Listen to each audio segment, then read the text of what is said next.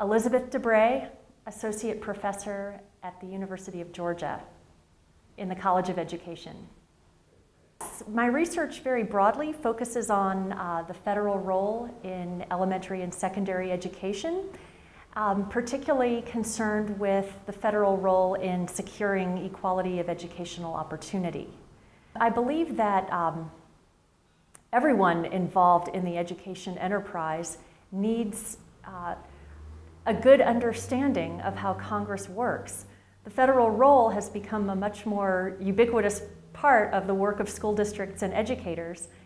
And one of the things I found in doing this study back in 1998 to 2001 is that the way that education policies were formed, it wasn't always informed by the voices of educators or even the groups that were trying to represent them. So I think that more knowledge about the operation of Congress, about the institutional environment, the relationship of interest groups and think tanks and citizen groups to Congress becomes more and more important. I have two current funded research projects.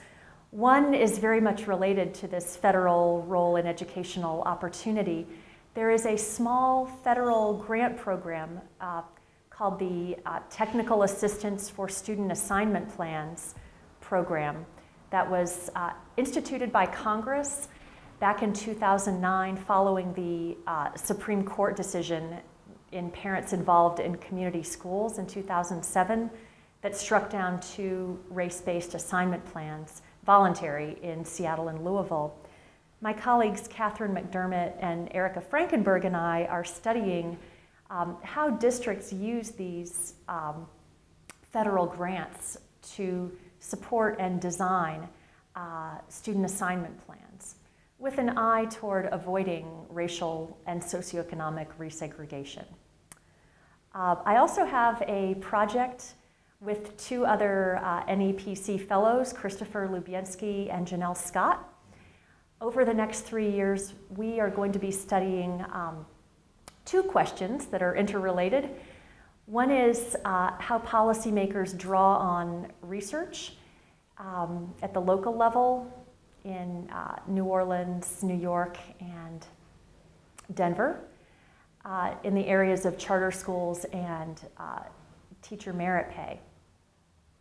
We're also going to be studying how policy networks, how various configurations and alliances of groups working on those 2 issues may have an effect on the next reauthorization, on federal policy. We saw a charter bill pass the House of Representatives this past week, September of 2011. So I think the more that we understand processes of policy formation, the better it is for educators and policymakers alike.